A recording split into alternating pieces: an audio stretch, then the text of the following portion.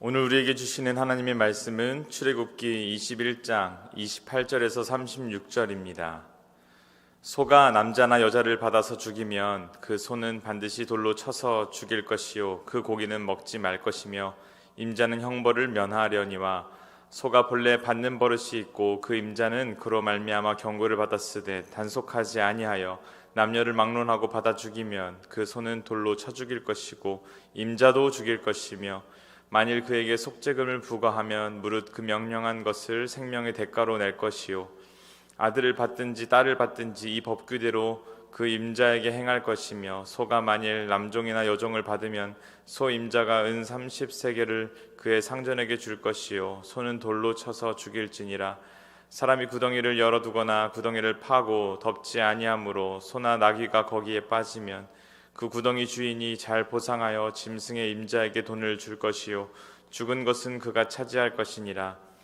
이 사람의 소가 저 사람의 소를 받아 죽이면 살아있는 소를 팔아 그 값을 반으로 나누고 또한 죽은 것도 반으로 나누려니와 그 소가 본래 받는 버릇이 있는 줄을 알고도 그 임자가 단속하지 아니하였으면 그는 서로 소를 갚을 것이요 죽은 것을 그가 차지할지니라.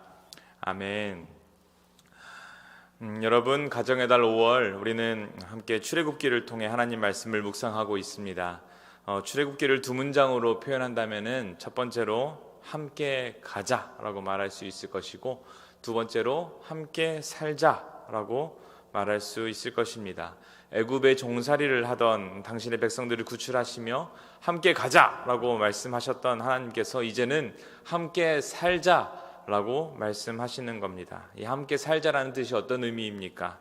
우리의 주인이시고 아버지 되신 하나님과의 지켜야 할 규칙들이 필요한 겁니다. 함께 살기 위해서 그 아버지 되신 하나님의 뜻이 어떤 것인지에 대해서 깨닫고 우리가 배워야 될 필요가 있다는 것입니다. 여러분, 사랑하는데 무슨 법이고 규칙이냐라고 말할 수 있겠지만 저희 집에도 사랑하는 아들과 아들에게 해야 할 일과 하지 말아야 할 일에 대해서 저는 명확히 이야기해 줍니다.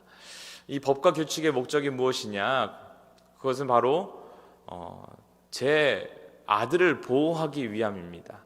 더 나아가서 함께 더불어 살아가는 사회 안에서 상대를 배려하고 존중하며 살아가는 사람이 될 수 있도록 훈련시키는 것이 바로 그 목적입니다. 이런 배경 속에서 이스라엘 백성들은 십계명이 선포되는 동안 시내산 주변은 온통 온갖 연기와 번개와 천둥 같은 이 초자연적인 현상들을 그들은 처음으로 경험했습니다. 그래서 이 백성들은 두려움에 떨었고 그래서 백성들은 모세 혼자 하나님의 말씀을 듣고 자신들에게 와서 전해주기를, 그래서 모세가 하나님과 자신들 사이에 중개자로 이런 역할을 해주기를 바랬습니다. 그래서 모세는 중개자 역할을 하면서 전달된 하나님의 말씀에 어떤 문제도 제기하지 않고 그대로 순종하겠다는 이스라엘 백성들 가지고 함께 지금 이 상황이 벌어지고 있는 것입니다. 오늘 21장인데 오늘 21장부터 23장까지는 율법의 세부 사항에 대해 직접 말씀해 주십니다. 노예에 대한 규례를, 그리고 또 사형에 해당하는 범죄가 무엇인지, 신체적 피해에 대한 법률, 그리고 오늘 읽은 사람을 해하는 짐승에 대한 법률, 가축 피해에 대한 법률, 그리고 이어서 나올 재산권 침해나 종교, 법정 행정 등 하나님의 백성으로 살아가기 위해 필요한 가이드라인을 친히 하나하나씩 제정해 주시는 것입니다. 이 율법들은 노예로 살아가던 이스라엘 백성에게 새로운 삶으로 초대하시는 하나님의 초대장입니다. 그리고 회복시키시는 목적을 가지고 이것을 우리에게 전해주시는 것입니다. 오늘 본문은 먼저 소가 갑자기 사람을 들이받아서 사람이 사망하게 되었을 경우에 어떻게 해야 되는지를 다룹니다. 일반적으로는 소만 죽이고 소의 주인은 형벌을 받지 않습니다. 이게 28절에 나와 있고요. 소 때문에 사망사고가 발생했더라도 소가 돌발적으로 공격한 사고에 대해서는 주인에게 책임을 묻지 않는 것입니다. 어떤 의도나 악이나 부주의가 없었기 때문입니다. 그래서 사고는 안타깝지만 그 사고로 인해서 억울하게 형벌을 당하는 일이 생기지 않도록 하나님이 보호하시고자 하는 이 법칙입니다. 하지만 반대입니다. 소가 받는 버릇이 있는 걸 알면서도 주인이 부주의하게 관리를 해서 발생한 사망 사고에 대해서는 하나님께서는 살인으로 간주하십니다. 그래서 소의 주인도 사형에 처할 것을 명하시죠. 그게 바로 29절의 내용입니다. 이 사람이 살인 의도는 없었지만 사람을 죽일 수도 있는 소를 제대로 관리하지 못한 책임을 무겁게 지우시는 것입니다. 소가 그런 것이라고 자신은 아무 잘못이 없다고 발뺌할 수 있는 것이 아니죠. 우리에게도 이렇게 우리가 소와 같은 사람은 아니지만 소와 같은 그런 버릇이 있을 수 있습니다. 사람마다 가지고 있는 약점들이 있죠. 제대로 통제하지 않으면 우리를 죄와 실패로 이끌어갈 수 있을 그런 우리 안에 죄성들이 우리에게 있습니다. 우리 마음의 죄성 말이지요. 그래서 하나님보다 그것을 우선시하면서 살아갈 때 큰 문제가 우리 삶 속에 생깁니다. 시기하고 질투하는 것부터 시작해서, 그래서 하나님은 우리에게 이렇게 말씀하십니다. 무릇 지킬 만한 것보다 내 마음을 지키라. 생명의 근원이 이에서 남이니라 라고 말씀하신 그 뜻이 있습니다. 여러분 이것을 기억하시기 바랍니다. 30절에 받는 버릇이 있는 소로 인한 사망사고의 경우 그 주인이 부과된 속죄금을 지불하면 사형 판결에서 벗어날 수 있다고 말합니다. 대신 속죄금은 누가 정하냐? 가해자가 정합니까? 아닙니다. 피해자가 정하는 것입니다.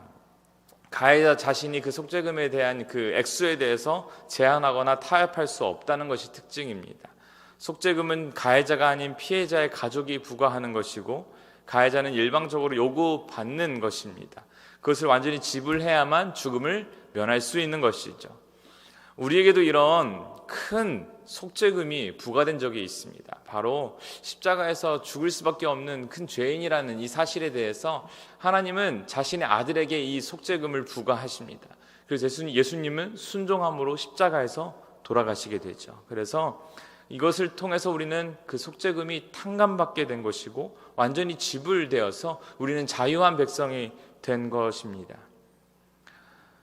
이어서 32절에는 난폭한 소가 타인의 남종이나 여종을 받아 죽이면 소 주인은 은 30세겔을 속죄금으로 내야 한다는 내용이 나옵니다. 그리고 이어서는 33절부터 36절까지 구덩이에 가축이 빠졌을 때의 합리적 보상과 회복의 규정을 말씀하고 계십니다. 내가 파놓은 구덩이에 상대방의 가축이 죽으면 보상해줘야 하고요. 나의 소가 상대의 소를 죽이면 살아있는 나의 소를 팔아서 값을 반으로 나누는 것입니다.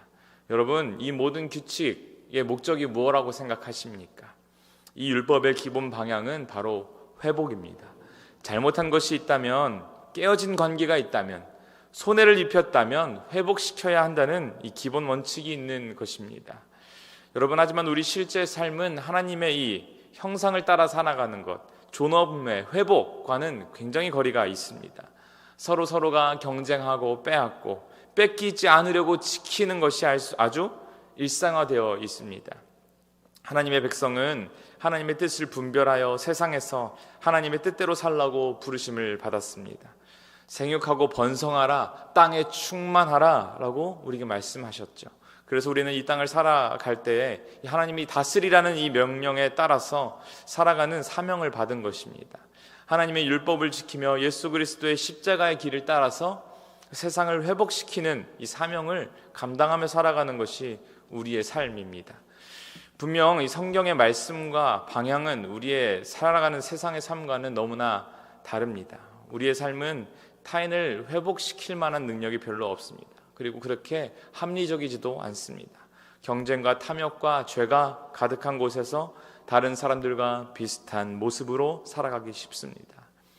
지금 이스라엘 백성들은 출애굽하여 여호와께서 누구시며 어떤 분인지에 대해서 배워가고 있는 여정에 있습니다. 그 과정에서 하나님은 우리에게 친히 십계명을 주시고 오늘 본문과 이어서 나오는 여러 가지 계명들을 우리에게 제시하여 주십니다. 여러분, 우리의 삶은 어떻습니까? 우리가 예수님을 믿고 구원을 받았다면 자연스럽게 하나님 나라의 가치관과 그 기준이 무엇인지 알려고 노력하는 것이 필요합니다. 왜냐하면 우리 하나님의 백성이고 하나님 나라의 백성답게 살아갈 규칙이 무엇인지에 대해서 알아가는 것, 그리고 그 뜻대로 살아가는 것이 마땅하다는 것입니다. 그 뜻을 알기 위해서 우리는 무엇을 합니까? 열심히 말씀을 읽습니다. 왜냐? 하나님 말씀이 안에 하나님의 뜻이 다 담겨 있기 때문입니다. 성경에 다 담겨 있기 때문입니다. 여러분, 오늘 말씀을 마무리하면서 드리고 싶은 말이 있습니다. 여러분, 이웃을 사랑하는 것, 오늘 이 계명에 나온 모든 것들은 결국 이웃과의 관계 안에서 일어나는 일들에 대한 것입니다. 여러분, 이웃을 사랑하는 것이 하나님을 사랑하는 것의 완성입니다. 타인의 생명과 재산을 해치지 않는 그 정도의 삶을 뛰어넘어서 적극적으로 보호하려는 자세가 우리에게 있습니까? 내 이웃을 내 몸과 같이 사랑하라 라고 하신 그 예수님의 말씀을 기억할 때 하나님, 우리는 자신뿐 아니라 이웃의 안전과 행복을 지키기 위해서도 관심과 노력을 기울여야만 합니다. 그것을 통해서 하나님의 사랑의 법을 이루어가게 될 것을 우리가 기도하며 나아가기를 간절히 원합니다. 오늘 이 아침 저와 여러분 모두가 우리를 회복시키시고 함께 살기 위하여 주신 이 계명을 따라 이웃을 사랑하고 우리 사회를 회복시키고 함께 더불어 살아가는 이 귀한 세상을 살아가는 일에 우리가 좋은 역할을 감당하는 저와 여러분 되시기를 주님의 이름으로 축원합니다. 우리 말씀을 붙들고 함께 기도하실 때 사랑의 주님, 이 아침 하나님께서 주신 규례를 묵상하게 하시니 감사합니다. 나의 성공을 위하여 살아가는 것이 당연한 이 자본주의 세상 속에서 이웃에 대한 깊은 사랑이 생겨나기를 원한다고 기도합시다. 잘못한 것에 대해 사과할 수 있는 용기를 주시옵소서. 갈등을 뛰어넘어 하나님 안에서 깊은 화해와 회복이 우리 삶 가운데 가득 임하게 하여 주시옵소서. 그래서 또한 이 아침에 기도의 제목을 가지고 나온 우리 모든 성도들의 삶 가운데 주님 세밀하게 간섭하시고 인도하셔서 이 험한 세상 승리하며 평안 가운데 거하는 신촌의 모든 성도들 될 수 있도록 인도하여 주시옵소서라고 우리 함께 기도하며 나아갑시다. 사랑하는 주님, 이 시간 주님의 사랑과 은혜에 감사를 드립니다. 하나님, 이 출애굽기를 통하여 함께 살기 원하시는 그 하나님의 마음을 오늘 본문을 통하여 깨닫게 하시니 감사를 드립니다.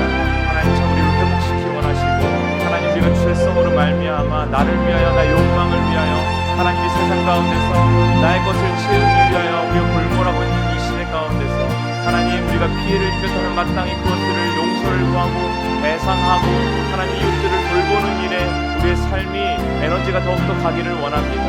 아버지, 세상 가운데서 억눌리고 외면당하고 소외당하는 많은 어려움을 당하는 이웃들을 우리가 돌보게 하여 주시고 하나님, 우리가 잘못한 것이 있다면 용기 있게 사과하며 배상하는 하나님 공의의 하나님의 자녀답게 살아가는 은혜를 허락하여 주시옵소서. 하나님 아버지, 다시 한번 하나님 안에서 이 하나님 나라의 백성답게 살아가기 위하여 매 순간 하나님 말씀을 묵상하고 그 뜻을 지켜 행하는 것에 하나님 우리가 더욱더 열심을 다하여 살아가는 살아있는 하나님의 백성들 될 수 있도록 우리 성도들 모두 한 사람 한 사람 삶 가운데 주님 말씀하시고 인도하여 주시옵시기 원합니다. 이 아침 한 사람 한 사람 가지고 나온 이 기도의 제목을 주님께서 하시오니 회복시키시고 승리케 하시며 평안 가운데 거할 수 있도록 주님 인도하시고 붙들어 주시옵소서. 주님의 인도하심을 구합니다. 주의 역사하시고 함께하여 주시옵소서. 이제는 예수 그리스도의 은혜와 하나님의 사랑하심과 성령님의 교통하심이 이 어두움 가운데 하나님의 말씀을 따라 살아가기로 결단하며 나아가는, 그리고 또한 이웃을 사랑하고 힘을 다해서 돌보기를 결단하는 하나님의 백성들, 이 신촌의 모든 성도들 머리머리 위에 이제로부터 영원토록 함께 하옵시기를 간절히 축원하옵나이다. 아멘.